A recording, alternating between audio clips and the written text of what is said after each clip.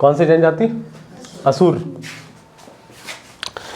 देखो असुर जो बता रहे हैं हम आप लोगों को, याद रखिएगा झारखंड की सबसे प्राचीनतम जनजाति है।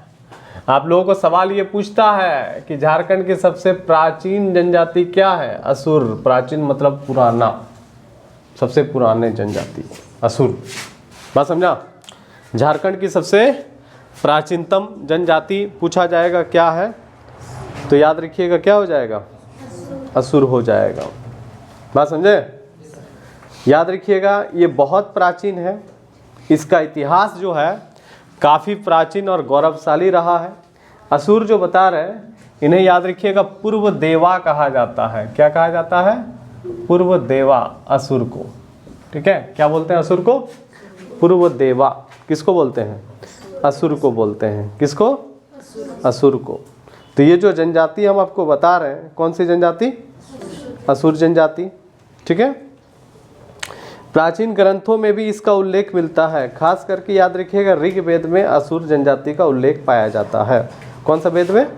ऋग्वेद में। तो आप लोगों को सवाल पूछा जाता है कि ऋग्वेद में किस जनजाति का उल्लेख मिलता है, तो असुर जनजाति का उल्लेख मिलता है। कौन से वेद में बताएं? ऋग्वेद में। तो ऋग्वेद में याद रखिएगा असुर को ना कुछ याद रखिएगा, इन लोगों के लिए कुछ शब्द का उल्लेख मिलता है ऋग्वेद में। बात समझे क्या बोल रहे हैं? जैसे असुर जो बता रहे हैं हम आप लोगों को, इसको याद रखिएगा मृदवाच कहा गया है। क्या बोला गया है? मृदवाच कहा गया है। मृदवाच का मतलब होता है अस्पष्ट बोलने वाला, अस्पष्ट बोलने वाला। ठीक है, तो असुर जनजाति जो है इसको क्या बोला गया है ऋग्वेद में? मृदवाच कहा गया है। मृदवाच मतलब क्या हो गया? अस्पष्ट बोलने वाला। ठीक है, इसके अलावा याद रखिएगा इसे अव्रत भी कहा गया है। क्या कहा गया है? अव्रत भी कहा गया है। अव्रत मतलब होता है भिन्न आचरण वाला, भिन्न आचरण वाले। ठीक, किस जनजाति को? असुर को। तो सबसे प्राचीनतम जनजाति झारखंड की पूछेगा क्या है, तो असुर है। सबसे पुराना जनजाति क्या है? असुर है। याद रह जाएगा, झारखंड की सबसे प्राचीनतम जनजाति असुर है ना। बड़ा इंपॉर्टेंट, इन्हें पूर्व देवा कहा जाता है। ठीक है, ऋग्वेद में भी इसका उल्लेख मिलता है। किस जनजाति का? असुर का। तो ऋग्वेद में इसको मृदवाच कहा गया है, मतलब अस्पष्ट बोलने वाला। ठीक है, इसको अव्रत बोला गया है। अव्रत मतलब क्या हो गया? तो भिन्न आचरण वाला, है ना, भिन्न आचरण वाला। बात सही बात। तो इसके अलावा याद रखिएगा इसको अनासह भी कहा गया है। क्या कहा गया है? अनासह भी कहा गया है। अनासह मतलब याद रखिएगा वो जो आपका चिपटी नाक वाले, चिपटी नाक वाला भी बोला गया है। किसको? असुर को। किसको बोला गया है? किस में बोला गया है? कौन से ग्रंथ में? ऋग्वेद में बोला गया है। समझे जी? किस में बोला गया है? ऋग्वेद में। ठीक है, देखिए ये जो आप लोगों को बता रहे असुर, आप लोगों को सवाल पूछेगा ये लोग झारखंड आया था, कहाँ से आया था, तो ये लोग मध्य प्रदेश से झारखंड आया था। कहाँ से आया था?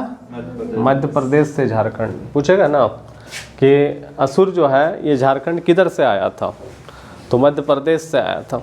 किधर से आया था? मध्य प्रदेश से आया था। कौन जनजाति? असुर जनजाति। झारखंड किधर से आया था? मध्य प्रदेश से आया था। याद रहेगा। असुर जनजाति से सवाल पूछता ही है, कोई भी एग्जाम लीजिएगा ना झारखंड का, इस जनजाति से आप लोगों को सवाल जरूर मिलेगा, है ना।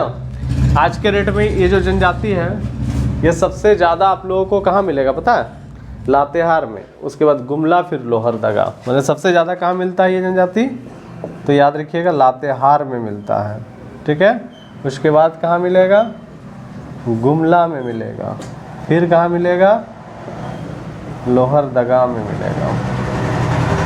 ठीक है, तो लातेहार, गुमला, फिर लोहरदगा, है ना। लातेहार, गुमला, उसके बाद लोहरदगा। कौन सी जनजाति? असुर जनजाति। पूछेगा असुर जनजाति सबसे ज़्यादा कहाँ पाई जाती है? लातेहार में। उसके बाद कहाँ? गुमला, उसके बाद लातेहार में जो आपका नेतरहाट वाला एरिया है ना, पाट क्षेत्र जिसको बोलते हैं हम लोग, असुरों का केंद्र वही था। ठीक है, आज भी है। बात समझे क्या बोले?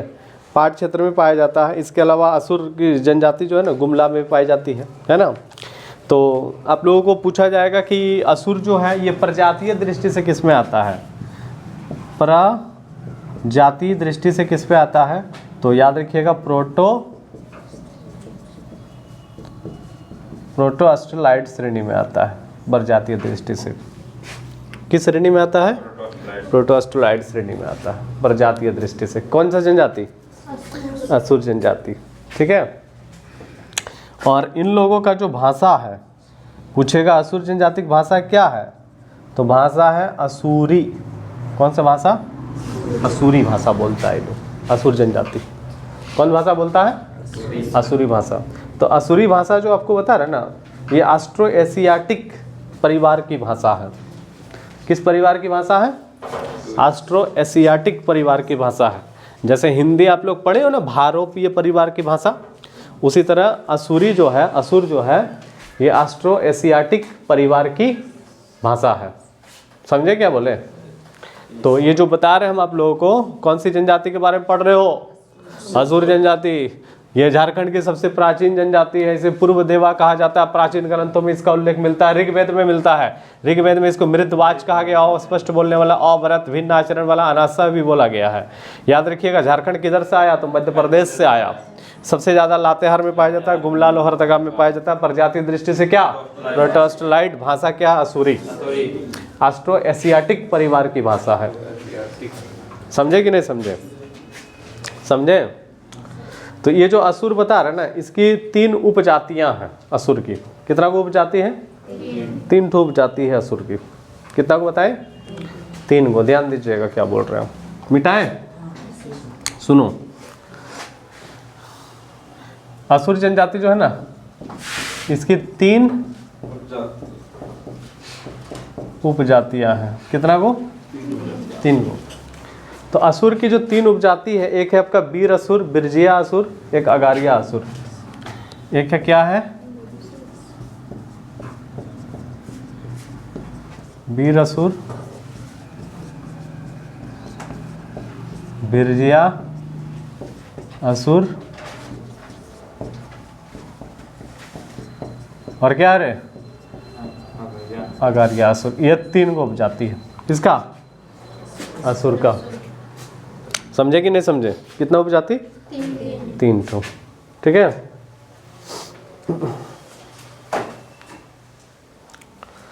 तो जो जंगल में निवास करता है ना, वो हो गया वीर असुर। ठीक है। जंगल वाला पार्टी कौन हो गया? वीर असुर। और याद रखिएगा, घूम घूम कर कृषि वाला काम जो करता है, वो हो गया आपका बिरजिया। ठीक है। ठीक है। और अगारिया असुर जो है, वो लोहा गलाने का काम करता है। समझे क्या बोले?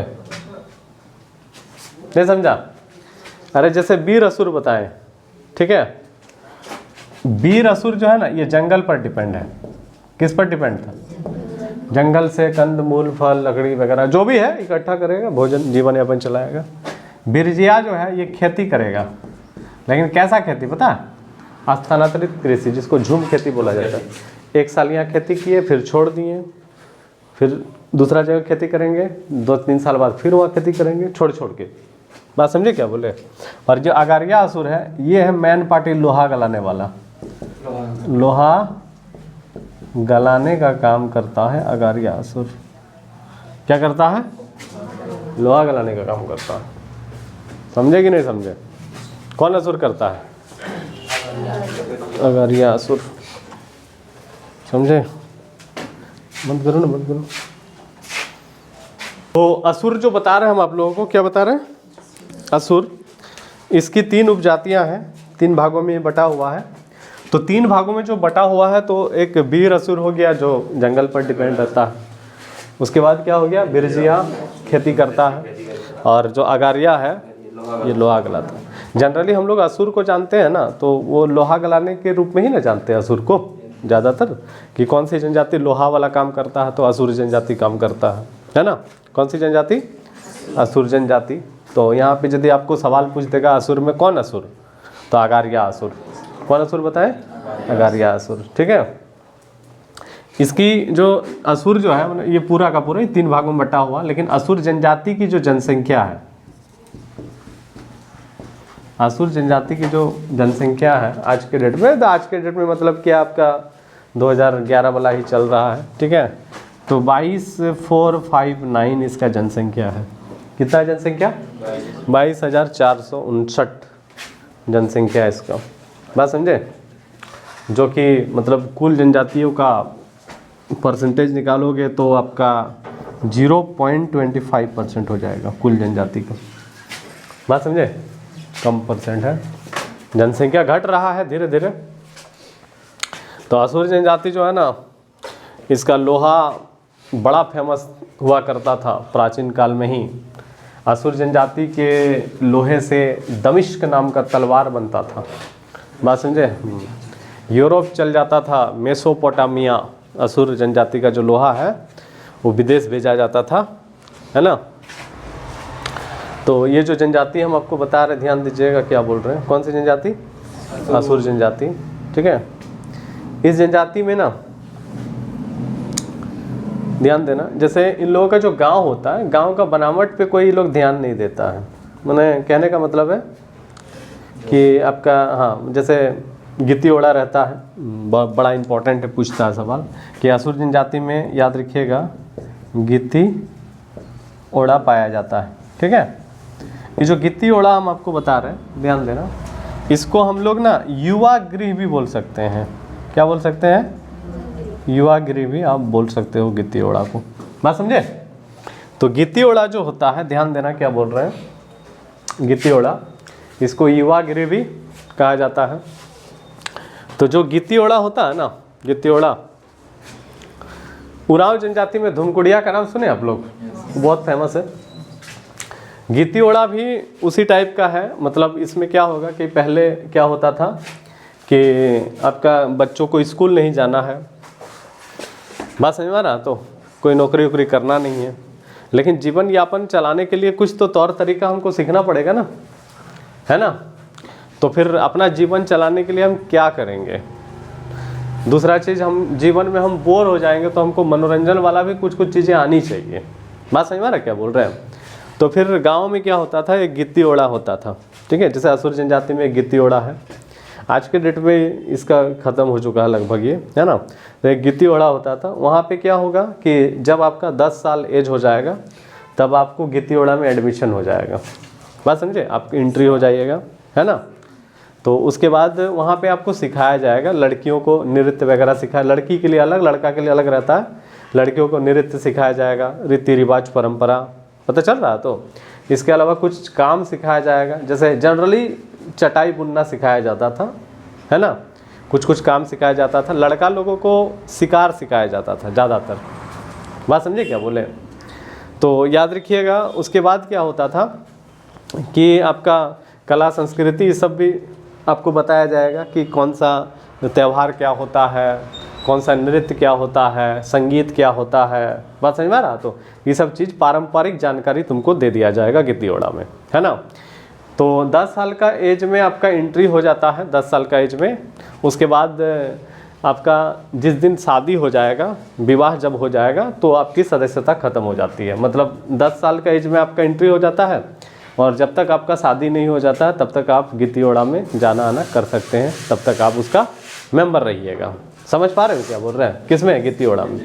उसी तरह याद रखिएगा, ये जो बता रहे हैं ना, गांव के बीचों बीच जैसे गित्ती ओढ़ा तो होता ही था, गित्ती ओढ़ा के साथ साथ याद रखिएगा अखड़ा भी होता था। क्या होता था? अखड़ा। अखड़ा में किसी भी तरह का कोई बैठक हो गया, कोई नृत्य वगैरह हो गया, कोई मनोरंजन हो गया, ये सारा चीज़ें कहाँ होता था? अखड़ा में होता था। कहाँ होता था? अखड़ा में। समझ पा रहे हो ना? कहाँ होता था? अखड़ा में होता था। बात समझे? ये समझ गए आप लोग? कोई दिक्कत नहीं है? मिटा दे इसको, मिटाए। इन लोगों का वस्त्र जब पूछा जाता है, वस्त्र के बारे में, तो कपड़ा ये लोग आज की डेट में क्या पहनेगा, तो आज के डेट में वही धोती कुर्ता पुरुष पहनेगा, ठीक है, महिलाएं साड़ी पहनेगी, ठीक है। लेकिन एक समय था जब आपका जो छोटा बच्चा होता था वो लोग भी भगवा पहनता था, बच्चा और बूढ़ा, भगवा जिसको कोपीन कहा जाता है। बात समझ में आ रहा है? तो याद रखिएगा, बड़ा ही इंपॉर्टेंट है, ध्यान दीजिएगा क्या बोल रहे हैं। ये लोग जो होता है ना कि आपका इस जनजाति में जैसे गहना जो होता है, मतलब आभूषण जिसको बोलते हैं, वो ज़्यादातर आपका लोहा का ही होता था, ठीक है। साथ में याद रखिएगा गोदना की प्रथा है इसमें, गोदना साथ में किसकी प्रथा है, गोदना की प्रथा है ना। गोदना की प्रथा इस जनजाति में है। किस जनजाति में? असुर जनजाति में। समझे क्या बोले? ठीक। इन लोगों का जो समाज है, समाज में पिता का वंश चलता है। किसका वंश? और पिता का वंश जब चलेगा तो पिता का संपत्ति किसको मिलेगा? बेटा को मिलेगा, पुत्र को मिलेगा, पुत्री को नहीं मिलेगा, ठीक है। ज़्यादातर असुर जनजाति में कहा जाता है कि आपका जो परिवार होता है वो संयुक्त परिवार ज़्यादा मिलता है। क्या मिलता है? संयुक्त परिवार, है ना। और पिता का संपत्ति किसको मिलेगा? बेटा को मिलेगा, ठीक है। किसको मिलेगा? बेटा को मिलेगा, है ना। इस जनजाति में याद रखिएगा जैसे गोत्र हो गया, गोत्र को पारिस कहा जाता है। गोत्र को क्या कहते हैं? पारिस, ठीक है। तो गोत्र को पारिस बोलते हैं, है ना। सेम गोत्र में शादी नहीं होता है, ठीक है। जैसे इन लोगों का गोत्र क्या होता है, तो एक इंदुवार होता है, खुसर होता है, ये सब उतना ज़रूरी नहीं है। केरकट्टा होता है, टोप्पो, बरवा, आइंद, है ना। इस तरह का गोत्र है इस जनजाति में, उतना इम्पोर्टेंट ये सब है नहीं गोत्र वगैरह, ठीक। यहाँ पे हम लोगों को एक चीज़ समझना है जन्म के बारे में, ध्यान देना क्या बोलते हैं। जैसे जन्म जो होता है, जन्म संस्कार, जन्म वाला जो तौर तरीका इसमें है, तो इसमें आप लोगों को याद क्या रखना है। देखो जन्म जो होता है ना, तो असुर समुदाय बच्चे के जन्म को भगवान का प्रसाद समझता है। और प्रसव के समय जो गर्भवती स्त्री होता है ना, उसको अलग कमरे में रखा जाता है। तो जब याद रखिएगा गर्भवती जो स्त्री होती है उसको अलग कमरे में रखा जाता है जन्म, तो उस घर को याद रखिएगा सौरी कहा जाता है। क्या बोला जाता है? सौरी। बस समझे? मतलब जन्म के समय जो गर्भवती महिला होता है उसको अलग घर रहता है, उसको सौरी घर हम लोग बोल सकते हैं। क्या बोल सकते हैं? सौरी घर। और जो नाल होता है ना बच्चे का, प्लेसेंटा, जो बच्चे का नाल होता है ना, उसको याद रखिएगा हंसुआ से काटा जाता है। हंसुआ से काटा जाता है नाल को। किससे काटा जाता है? हंसुआ से नाल को काटा जाता है। किस जनजाति में? असुर जनजाति में। किससे नाल को काटा जाता है? हंसुआ से। समझे कि नहीं समझे? नाल किससे काटा जाता है? हंसुआ से। समझे? धान काटने वाला हंसुआ है ना। हो गया? मिटाएं? विवाह किस जनजाति का? विवाह असुर जनजाति का। देखो विवाह जो है ना, असुर समाज में याद रखिएगा समाज की निरंतरता के लिए विवाह बड़ा आवश्यक है। तो विवाह जो होता है स्वयं गोत्र में विवाह वर्जित है। जाति अपना होना चाहिए लेकिन गोत्र नहीं होना चाहिए, ठीक है। मतलब असुरों में खून के रिश्ते में विवाह वर्जित है, ठीक है। तो असुर समाज में दहेज प्रथा है। दहेज की रकम 5 रुपया से 7 रुपया के बीच तय होता है, ठीक है। बड़ा ही इंपॉर्टेंट है, ध्यान दीजिएगा क्या बोल रहे हैं। इसमें वधु मूल्य भी है। तो वधु मूल्य को जो असुर में विवाह होता है ना, तो याद रखिएगा वधु मूल्य जो है उसको डाली टका कहा जाता है। क्या बोला जाता है? डाली टका, वधु मूल्य को। तो विवाह में मान लो प्रमुख विवाह क्या है? आयोजित है। आयोजित मतलब अरेंज मैरिज हो गया। आयोजित विवाह, प्रमुख विवाह, माता पिता के माध्यम से शादी होगा। इसके अलावा और भी बहुत सारा विवाह है। आयोजित विवाह, अरेंज मैरिज हो गया। दूसरा हो गया आपका सेवा विवाह। क्या हो गया? सेवा विवाह। इसमें क्या होता है? लड़का को शादी से पहले सास ससुर का जाके सेवा करना पड़ता है, ठीक है ना। उसी तरह याद रखिएगा, ध्यान देना क्या बोल रहे हैं। एक होता है आपका विनिमय विवाह, विनिमय विवाह, विनिमय विवाह, गोलट विवाह। जिस घर से लड़की लाओगे वहाँ एक लड़की भी देना पड़ेगा आपको, गोलट विवाह है, विनिमय विवाह टू, ठीक है। एक याद रखिएगा है ढुकू विवाह, ढुकू विवाह, हाँ लड़की झुक जाएगा लड़का घर में जबरदस्ती, ठीक है, मैंने बलपूर्वक लड़की जो है लड़का के घर जाके रहने लगता है। हठ विवाह जिसको बोला जाता है ना, वही विवाह है ये, लड़का पसंद ना करे है ना, करना ही पड़ेगा, कोई उपाय नहीं है, हम नहीं करेंगे। है ना। समझे क्या बोले। तब तो सर हर लड़की तो मम्मी घर में घुस जाएगा लगा, जो थोड़ा पैसा वाला है। तो इस जनजाति में देखो ध्यान दे, ये सब विवाह प्रचलित है, ठीक है। अब यहाँ पे जैसे मृत्यु पूछेगा तो जनरली पहले दफनाया जाता था, आज के डेट में जलाया भी जाता है। पहले दफनाने की प्रथा थी, अभी जलाया भी जाता है ना, ठीक है। और जहाँ जलाया जाता है उसको क्या बोलते हैं, शासन। शमशान को क्या बोलते हैं, शासन। जहाँ जलाया जाता है उसको क्या बोलते हैं, शासन बोलते हैं। क्या कहते हैं उसको, शासन। समझे, शमशान को क्या कहते हैं, शासन।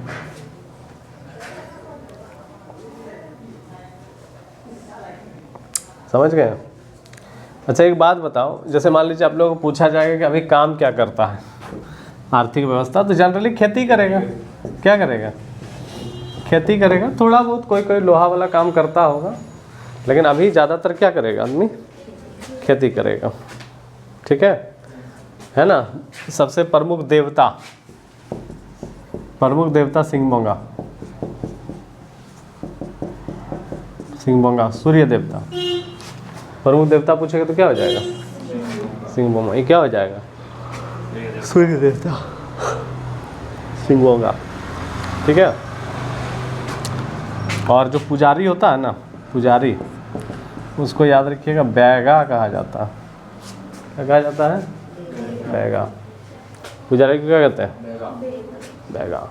याद रहेगा, पुजारी को क्या कहते हैं, बैगा। किस जनजाति में, असुर जनजाति में। पुजारी को क्या कहा जाता है, बैगा कहा जाता है, ठीक है।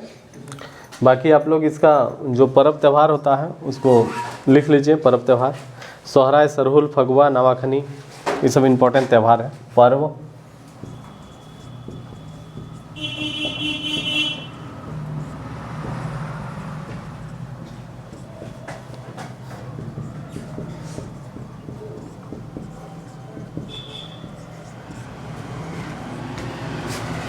है ना। सोहराय सरहुल हो गया, फगुआ हो गया, नवाखनी हो गया, ठीक। समझ गए।